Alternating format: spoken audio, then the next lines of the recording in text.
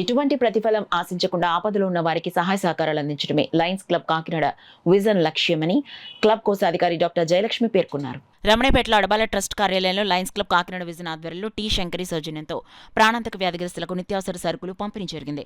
ఈ సందర్భంగా ఆమె మాట్లాడుతూ వ్యక్తిగా కంటే సమూహంగా సేవలు చేయాలనే భావంతో క్లబ్ సభ్యులంతా ప్రతి నెలా కొంత మొత్తాన్ని కేటాయించి క్లబ్బుల ద్వారా పేదలకు సహాయ సహకారాలు అందజేస్తున్నట్లు తెలిపారు. అదేవిధంగా తమ క్లబ్ తరపున పేద కుటుంబాలకు చెందిన మహిళలకు ఉచితంగా కుట్టు శిక్షణ కూడా ఇస్తున్నట్లు తెలిపారు.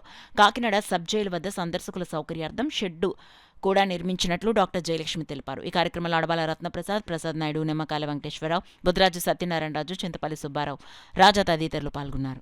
మేము సెకండ్ సాటర్డే నాడు ఇక్కడ ప్రాణాంతక వ్యాధిగ్రస్తులైన రోగులకు గ్రోసరీ డిస్ట్రిబ్యూషన్ చేస్తున్నాము. ఇది సరుకుల పంపిణీ మాత్రమే కాదండి, ఈ సమతుల్యమైన ఆహారము, పోషక విలువలతో కూడుకున్న ఆహారము వారి ఆరోగ్య రక్షణకు ఎంతో ఉపయోగపడతాయి. తద్వారా వారు తీసుకునే మందులు వారి శరీరానికి ఉపయోగపడేలా చేసి వారికి ఆరోగ్యాన్ని మెరుగుపరుస్తాయి.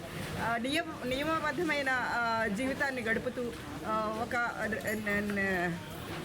వారు నియమితమైన క్రమబద్ధీకరమైన వైద్య పరీక్షలు చేయించుకుంటూ వారి ఆరోగ్యాన్ని ఎంతో జాగ్రత్తగా కాపాడుకోవచ్చు. ఎవరు కూడా నిరాశ చెందవలసిన అవసరం లేదు. సో మేమందరం కూడా మీకు అందరికీ కూడా మద్దతుగా ఉండి ప్రతి దానిలో కూడా ఈ ప్రాణాంతక వ్యాధిగ్రస్తులకి సహాయంగా తోడండి ముందుకు నడిపిస్తామని చెప్పి మనవి చేస్తున్నాము. అదేవిధంగా మా లయన్స్ క్లబ్ విజన్ వారి యొక్క సేవలు ఇక్కడ కుట్టు శిక్షణ కార్యక్రమం జరుగుతుందండి. పర్మనెంట్ ప్రాజెక్ట్ అది. ప్రతి 6 నెలలకు ఒక బ్యాచ్ బయటకు వస్తుంది. ఒక కుట్టు శిక్షణకు ఒక టీచర్ని నియమించి వారికి మంత్లీ శాలరీ మేమందరం కాంట్రిబ్యూషన్స్ ద్వారా మేము ఇచ్చి ప్రతి బ్యాచ్కి కూడా వారికి సర్టిఫికేషన్స్ ఇవ్వడము, 2 కుట్టు మిషన్లు ఉచితంగా పంపిణీ చేయడము జరుగుతుంది.